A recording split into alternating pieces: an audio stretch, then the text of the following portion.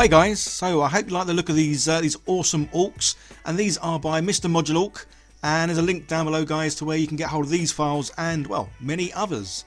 So I'm often asked, can you slap chop vehicles? As well, the Army Painter Speed Paint, as awesome as it is, it does dry rather fast, which in many cases is a good thing, but when you're doing large areas, sometimes not so much.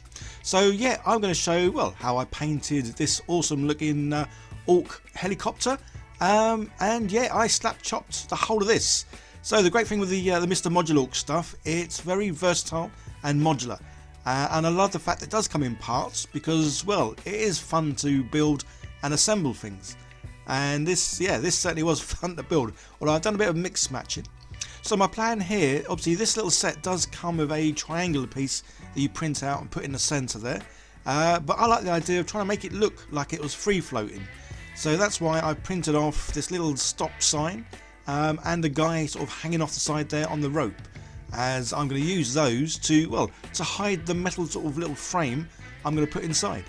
So this is the metal I've got. I've got no idea what gauge this is, what strength this is guys. Unfortunately, I've had this for several years. All I know is it's like coat hanger wire. So it is pretty firm, but obviously as you can see, it is easy to bend and to cut with some large snips. So yeah, my plan is to obviously have this underneath. That's why I've done that little funny U-shaped bit, just so it tries to sort of cover more of the helicopter. So whilst the helicopter isn't that heavy, yeah, it's heavy enough that you would need some relatively strong wire, and then simply drilling a couple of holes in the little base plate that came with the rest of the model.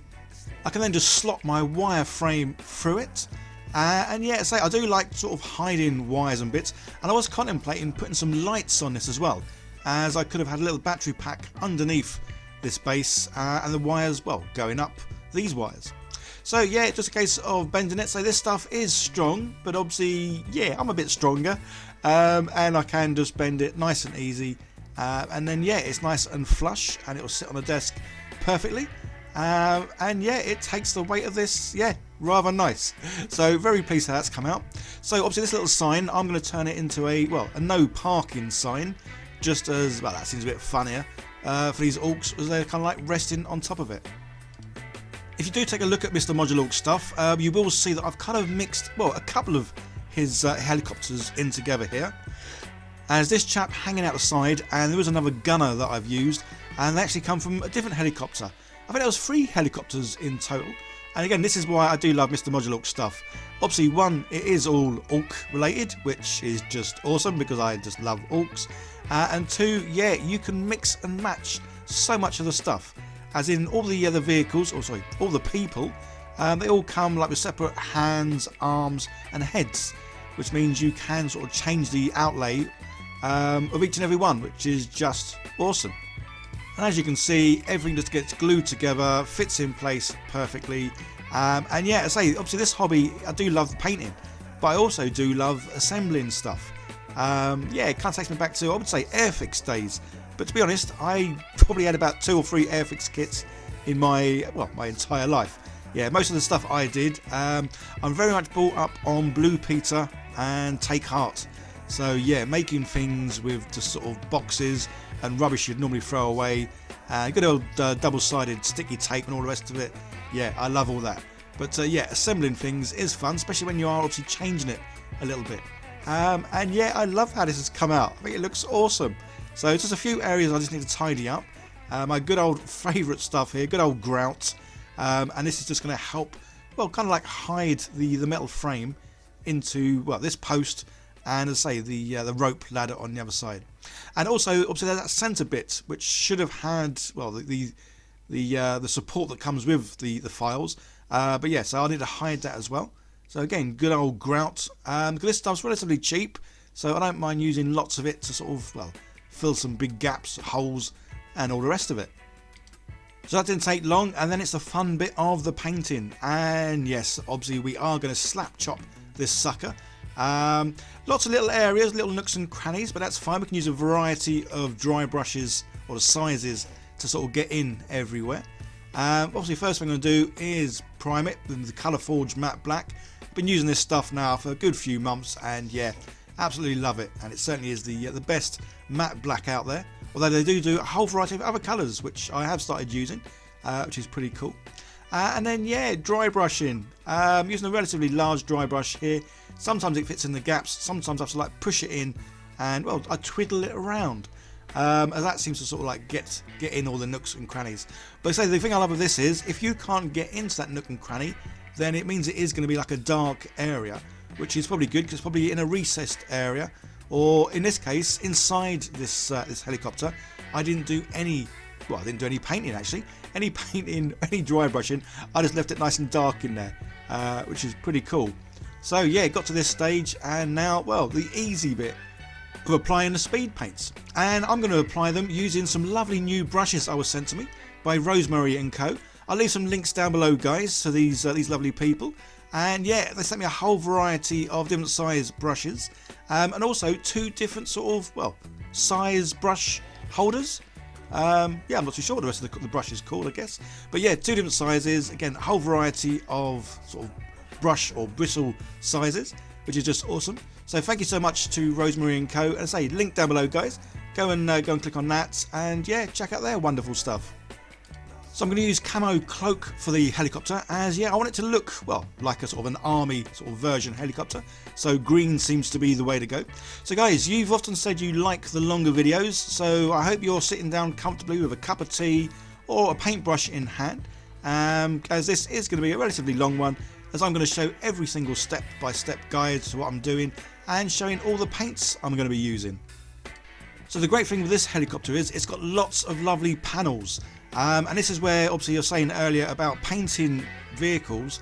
Yeah, speed paint dries really quick, so unless you can get an area covered before it dries, if it then dries and then you go over it, you are going to notice sort of brush marks or different sort of colours, as in it'll be a darker green or a lighter green or whatever colour it is you're painting. So having these panels is great, as yeah, that's exactly what I did. I went round and painted each panel sort of separately or fully, and then moved on to the next panel. And as you can see, the front of this helicopter is already dried, but yeah, I'm still painting away at the back. So yeah, having panels definitely makes things a lot easier, a lot neater, and does mean you can get round this thing using the speed paints, as I'm using the speed paints 2.0, and yeah, no issues whatsoever. And absolutely love the fact of the dry brushing underneath.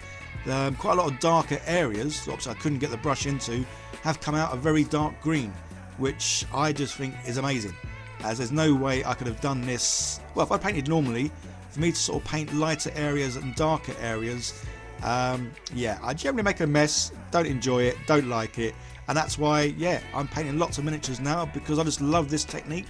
It's so fast, it's easy, and as my title says, minimum effort but maximum satisfaction, as I am enjoying this process because I know, well, I know it's going to come out looking really well and as good as all the other stuff that I've been painting. So yeah, love it. So this is what, again, I love about the Army Painter speed paints, and I'll probably say this in most videos, they have a huge range of colours. So yeah, I'm going to do a variety of greens on here, but as you can see, they're all very different, and I certainly have my favourite greens when it comes to orcs. There's definitely a top 3 that I normally choose from, and yeah, this one is probably number 1, as I think I've used this quite a lot, as I haven't got much left. So I need to well, I need to get another bottle of this stuff, because yeah, I do love painting orcs. So yeah, this paint is probably used more than any of the others. And this is the other reason why I love Mr. Modular Orc stuff. As you can see, these orcs they're so well sculpted, very muscly. Lots of definition in them, which is great, because that's where the Army Painter speed paints really shine through. The more definition in a miniature that you're painting, the more you're going to see those darker areas in the recesses and the lighter areas on the top, especially in these cases of the muscles. I need to ask a favour of all you lovely people watching this video. If you could hit that like button and leave a comment, even if it's just to say hi, how you doing, that would be awesome. As obviously I am still on my road to 100k subscribers. Going a bit slow at the moment, but that's fine, we'll get there in the end. But with your help, yeah, definitely be able to get there sooner.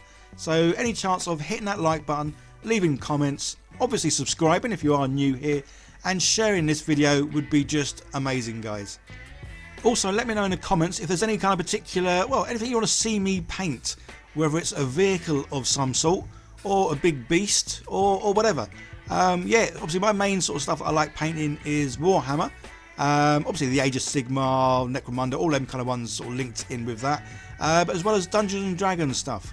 Yeah, I've not played for a couple of years, but I am looking at getting back into, well, playing the odd game here and there. So yeah, any sort of D&D stuff you want to see me do or make, yeah, by all means let me know, as I will soon be working on a one-shot D&D and making all the terrain and dungeons and all the bits and pieces to go with it, as I am very much a visual player. Yeah, and I love D&D. It's a great sort of fantasy game and it's great to escape. Although there's me waffling on, I haven't been talking about what I'm sort of showing you here.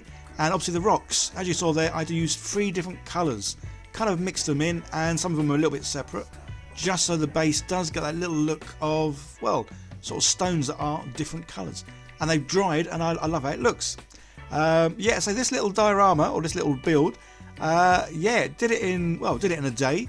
I really enjoyed it. I love how it's come out. And I say, it's orcs, so I'm going to be in love with it. But I just love the fact I've got this helicopter supported off the ground with just sort of 2 wires that are, well, nicely hidden. And yeah, I think it's come out really, really well. So obviously this could be used in a game. I don't know obviously the layouts and specs of anything, because I don't actually play the full sort of Warhammer 40k. I am more your your kill team kind of guy, as controlling sort of 6 people. Yeah, I can do that, as opposed to controlling 40, 50 or whatever it is. So yeah, obviously it's an orc vehicle. It needs to have a little bit of colour, and these lovely sort of teethy bits. Yeah, generally blue, greens, yellows. So yeah, we're going to give them a little bit of a painting. So you guys really seem to enjoy a recent video of mine, which was the hydro dipping, where I hydro dipped some tanks. And again, they were made by Mr. Modulork. So yeah, is there anything you want to see me hydro dip? Let me know, as I certainly enjoy doing that because it is a lot of fun. A little bit messy. But the end result does look really, really good. So definitely I am looking at making with the old dipping inks, and that's some sort of like marble bases, as obviously it does give the marble look, which would be quite cool. But yeah, if there's anything you want to see me sort of dip, whether it's well, miniature figures, terrain or vehicles, yeah, again let me know in the comments, guys. So you would sort of kind of notice that most of the paints I use are the Army Painter paints, but there's this Green Stuff World one that I've had this for a good year or more. And I love the orange effect this gives. It does go over very light though, so yeah, I normally give this about 2-3 coats just to get obviously the right darkness of orange that I like. But yeah, it is a case of, with this hobby, using whatever paints you got to hand really. And yeah, I have a variety of, well, bits and pieces here and there, so yeah, I'll have a go at using them all. So again, this is another one that I have to do a couple of coats with. But this is definitely my go-to when it comes to, well, doing like jeans. Yeah, so the runic grey is definitely great for that. But again, that does need a few coats to sort of fully cover. Whereas most of the speed paints, yeah, one coat will do you. But there are a few that, yeah, you need to have a couple.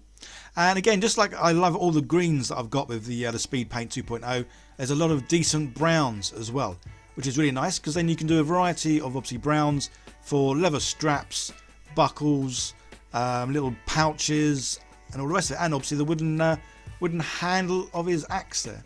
But yeah, so these I love the look of these figures as well, and the fact that you can obviously mix and match the heads to whatever you want is great. So yeah, the paintbrushes, yeah, pleased with how these are working. Obviously I am still a noob guy when it comes to painting. I'm never going to be a professional. I think most of the stuff I try and paint, I kind of like, well, I guess it's kind of cheating. I mean, speed paints, yeah, love them. Definitely a go-to for the novice painter and the people who just want to get things painted and on the tabletop and playing them. So yeah, speed paints are just awesome for that. But like I always say, you can do this as a base and then go over it and do some more sort of like edge highlighting or stippling or whatever other fancy sort of painting there is out there. But for me, yeah, I love this style. I enjoy the painting. Love how the thing comes out at the end. And yeah, it means I can paint so many things, which is just great, because obviously, well, I like making things and painting things. So those of you that are still with me, yeah, you obviously do like these longer versions. As well, I'm guessing you're kind of sitting there possibly painting, or just chilling out or assembling something. as I know I obviously watch, well, quite a lot of YouTube as well as movies and sitcoms and other stuff when I'm painting. Yeah, it is nice to sort of watch someone who's, well, painting with you, as you can kind of like paint along together, which is obviously pretty cool. So I'm really pleased how the base has come out. So having those like 3 different sort of colours there, yeah, has worked really well. And that's just a case of going over with a bit of dry brushing. I've gone for like an off-white, just because obviously sometimes white can be, well, too white. Yeah, so I've got like an off-white here, do a bit of dry brushing, capturing all the edges, and just making these, well, look a whole lot more stony. And again, a lovely, simple, easy process with great results. So yeah, guys, this is the new term I'm going to be saying a lot now. Minimum effort, maximum satisfaction. And yeah, I've just loved how this has come out. So only a few more bits to do to that, just to make it look a bit more, well, realistic, I guess. And that's to add some transfers, stickers, or whatever you may want to call them. So I've got a variety of ones here that come with a lot of the Warhammer figures. But I've also got the nice lot here from the Mighty Brush. Again, I'll leave links down below, guys, to where you can get hold of these. It's a whole variety of, well, transfers. Lots that are for sort of like vehicles and buildings and screens and all the rest. And yeah, so I've been using these quite a bit now, as these do really sort of take whatever it is you're making, painting, sort of to the next level. As yeah, a lot of these things you couldn't really do by freehand. And it is simply a case of cutting out the bits that you want. Obviously not trying to cut your fingers, because I have done that before, so don't do that, guys. And then yeah, just put them in some water. I'm not sure if the water needs to be warm or cold. I just use, well, straight out of the tap, so generally it is going to be cold. And then yeah, put your little transfers in there. Leave it for, well, I'll normally do a good 15-20 seconds or so. And then yeah, then they're ready to sort of pull out and, well, position wherever it is you want them to go. And then they should just slide off nice and easy. If they don't slide off, don't try and force them off. Basically all you need to do is put them back in the water for, yeah, for a bit longer. I say I normally give them a good 15-20 seconds. Sometimes they get longer if I kind of forget about them, or like then if you saw me, I put quite a few in at once. So while I'm doing the first ones, some of the other ones are getting, well, that bit longer. But having transfers on terrain and vehicles, yeah, certainly sort of sets them apart a bit more. Makes them look a little bit more realistic. As I say, some of these things, yeah, there's no real way you could paint them. So talking of painting some weird things, yeah, I'm putting the old sort of checker bits on the end of all the missiles. Obviously doing this freehand, generally I normally sort of get a pencil and sort of mark out what I'm going to do first with that. But as this is literally just the tips of these things, and they are already painted black, yeah, it's going to be difficult doing it with a pencil. But as I see it, it's the orcs that would have painted these bits on there. So if they do look a little bit pants, well, that doesn't matter. It was done by an orc. Yes, as well as using transfers, sometimes I do print bits out and use them. And in this case, yeah, the sign that they've sort of like hit or they're stuck on, I wanted it to be, well, a no parking sign. Just because, well, in my head, that makes it funnier. Whether or not it does to anyone else, I don't know. But then again, I don't really care. Obviously, when I do things and make things, I make things for me, which is what you guys should all do. So, yeah, we're all going to make things differently. We're all going to paint things differently. And good old rust. Dirty down rust. Love this stuff.